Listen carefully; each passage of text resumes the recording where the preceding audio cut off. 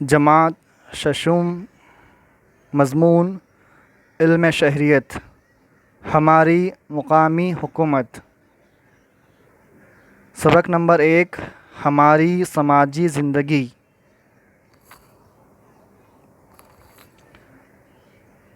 بچوں، اس سبق میں کل 4 ذیلی نکات ہے جن کو ہمیں اس سبق میں ان اصطلاحات کو، ان کے مفہوم کو سمجھنا ہے۔ نمبر 1، انسان کو سماج کی ضرورت کیوں محسوس ہوئی، اس بارے میں ہمیں غور و خوض کرنا ہے، اس کا مطالعہ کرنا ہے۔ دوسرا نقطہ ہے انسان کی اجتماعیت۔ انسان کیوں ایک جگہ جمع ہو کر گروہ میں رہنے لگا، کیا وجوہات اس کی ہوئی، یہ ہمیں سمجھنا ہے۔ تیسرا نقطہ ہے ہماری ترقی۔ انسان بتدریج ترقی کی سمت گامزن ہے، اس سے متعلق ہم تفصیل سے گفتگو اس سبق میں کرنے والے ہیں۔ اور چوتھا جو نقطہ ہے، سماج یعنی کیا، سماج کسے کہتے ہیں، اسے ہم تفصیل سے اس سبق میں سمجھنے والے ہیں۔ بچوں، آپ شکل میں دیکھ رہے ہیں کہ اور آپ نے جماعت پنجم میں انسان کے ارتقاء کے مراحل کو آپ نے سمجھا ہے، تو آپ اس تصویر کے ذریعے سمجھ سکتے ہیں کہ جو انسان کی زندگی ہے وہ کس طرح ترقی کی طرف گامزن ہوئی اور دھیرے دھیرے کس طرح اس نے ترقی حاصل کی۔ سماجی زندگی ہزاروں سال کے ارتقائی مرحلوں سے گزر کر تشکیل پاتی ہے۔ انسان نے خانہ بدوش کی زندگی سے مستقل سماجی زندگی تک کا سفر طے کیا ہے اور اس نے مستقل رہائش اختیار کی ہے۔ کیا ہم اندازہ لگا سکتے ہیں کہ آئندہ 50 برسوں کے بعد جو سماج آج دکھائی دے رہا ہے اس سماج کی کیا شکل ہو سکتی ہے؟ اگر ہم اس تصویر پر غور کریں اور اس کے تینوں ارتقائی مراحل پر غور کریں تو ہم اندازہ لگا سکتے ہیں کہ آئندہ 50 سالوں کے بعد سماج کی کیا شکل ہو سکتی ہے، ہمیں اس کا اندازہ ہو سکتا ہے۔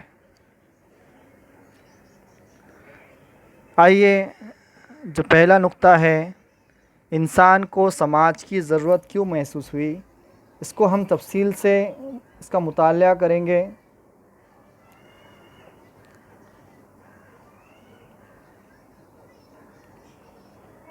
کسی فرد یا سماج کی ترقی کے لیے مستقل اور محفوظ اجتماعی زندگی ضروری ہے۔ خانہ بدوشی کی زندگی میں انسان کو یہ استقلال اور تحفظ حاصل نہیں تھا۔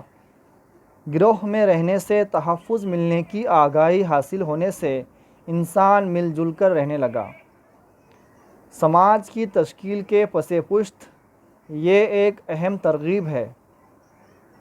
سماج میں روزمرہ کے معاملات بہتر طریقے سے انجام پائے، اس لیے انسان کو اصولوں کی ضرورت محسوس ہوئی۔ اس ضرورت کے تحت رسم و رواج، روایت، اخلاقی قدریں، اصول اور قوانین وجود میں آئے جن کی وجہ سے انسان کی سماجی زندگی منظم اور مستحکم ہو گئی۔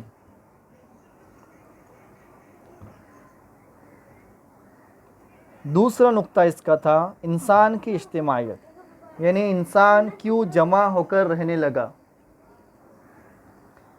انسان فطری طور پر سماجی اجتماع پسند ہے۔ ہم سب کو مل جل کر سب کے ساتھ اور انسانوں کے درمیان رہنا پسند ہے۔ سب کے ساتھ گھل مل کر رہنا جہاں خوشی کی بات ہے، وہیں یہ ہماری ضرورت بھی ہے۔ ہماری بے شمار ضرورتیں ہوتی ہے، غذا، لباس، مکان، ہماری جسمانی ضرورتیں ہیں۔ ان ضرورتوں کے پورا ہونے پر ہمیں استحکام حاصل ہوتا ہے، لیکن انسان کے لیے اتنا ہی کافی نہیں ہوتا۔ ہماری کچھ جذباتی اور ذہنی ضرورتیں بھی ہوتی ہیں۔ مثلاً تحفظ کا احساس ہماری جذباتی ضرورت ہے۔ ہمیں خوشی حاصل ہوتی ہے تو ہمیں لگتا ہے کسی نہ کسی سے اس کا ذکر کیا جائے۔ غم ہو تو محسوس ہوتا ہے کوئی نہ کوئی ہمارے ساتھ ہو۔ ہمیں خاندان کے افراد، رشتہ دار اور دوستوں اور سہیلیوں کی صحبت اچھی لگتی ہے۔ ان باتوں سے ہمارا سماجی رویہ اور برتاؤ ظاہر ہوتا ہے۔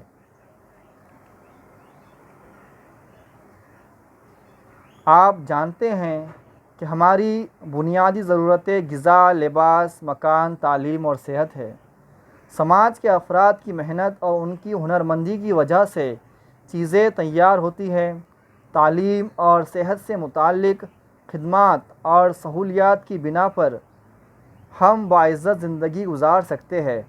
یہ تمام باتیں ہمیں سماج میں ملتی ہے۔ طرح طرح کی صنعتوں اور پیشوں سے ہماری ضرورتیں بھی پوری ہوتی ہے۔ مثلاً پڑھائی کے لیے ہمیں کتاب کی ضرورت ہوتی ہے، کتاب کے لیے کاغذ درکار ہوتا ہے، اس لیے کاغذ سازی، طباعت اور جلد سازی وغیرہ پیشوں اور صنعتوں کو ترقی حاصل ہوئی۔ کئی افراد کا اس میں حصہ ہوتا ہے۔ سماج میں طرح طرح کے پیشوں کی وجہ سے ہماری ضرورتیں پوری ہوتی ہیں۔ انہی پیشوں کی وجہ سے ہماری صلاحیتیں اور ہنرمندیوں کی ترقی ہوتی ہے۔ سماج میں بنیادی ضرورتیں پوری ہوتی ہے۔ تحفظ، حوصلہ افزائی، تعریف و تحسین اور مدد وغیرہ کے لیے ہم ایک دوسرے پر منحصر ہوتے ہیں۔ اس لیے ہماری سماجی زندگی ایک دوسرے پر منحصر ہوتی ہے۔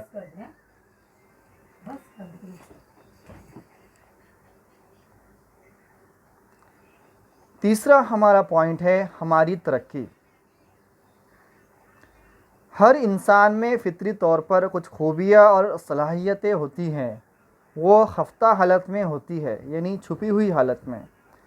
ان کا ارتقاء سماج کی وجہ سے ہوتا ہے۔ آپس میں گفتگو کرنے کے لیے ہم زبان کا سہارا لیتے ہیں، لیکن وہ ہمیں پیدائش کے وقت سے نہیں آتی ہے۔ ہم اسے آہستہ آہستہ سیکھتے ہیں۔ ابتدا میں ہم گھر میں بولی جانے والی زبان سیکھتے ہیں۔ اگر ہمارے پاس پڑوس میں الگ زبان بولنے والے لوگ ہوں تو ہمیں اس زبان کا تعارف بھی حاصل ہوتا ہے۔ اسکول میں مختلف زبانیں سیکھنے کا موقع ملتا ہے۔ ہمارے اندر آزادانہ طور پر غور و خوض کرنے کی صلاحیت بھی ہوتی ہے۔ مثلاً مضمون کا موضوع تمام طلباء کو ایک ہی دیا جاتا ہے، مگر دو مضامین ایک جیسے کیوں نہیں ہوتے؟ کیونکہ ان میں جن خیالات کا اظہار کیا جاتا ہے وہ خیالات مختلف ہوتے ہیں۔ ہماری جذباتی صلاحیتوں اور قوت فکر میں سماج کی وجہ سے اضافہ ہوتا ہے۔ سماج کی وجہ سے ہمیں خیال پیش کرنے اور جذبات کو ظاہر کرنے کے مواقع حاصل ہوتے ہیں۔ انسان میں فنون اور خوبیوں کا ارتقاء بھی سماج کی وجہ سے ہوتا ہے۔ گلوکار، مصور، سائنسداں، مہم جو، سماجی خدمتگار اور اسی طرح کے کئی افراد کی خوبیاں سماج کی ترغیب اور پشت پناہی کی وجہ سے ترقی ہو پاتی ہے۔ ان کو دی جانے والی ترغیب بھی اتنی ہی اہم ہوتی ہے۔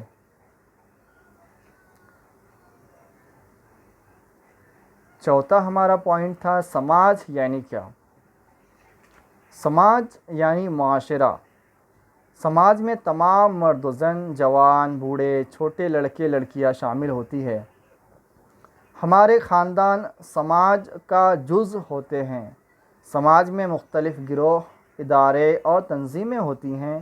لوگوں میں باہمی تعلق، آپسی کاروبار اور ان کے درمیان لین دین وغیرہ کا شمار بھی سماج میں ہوتا ہے۔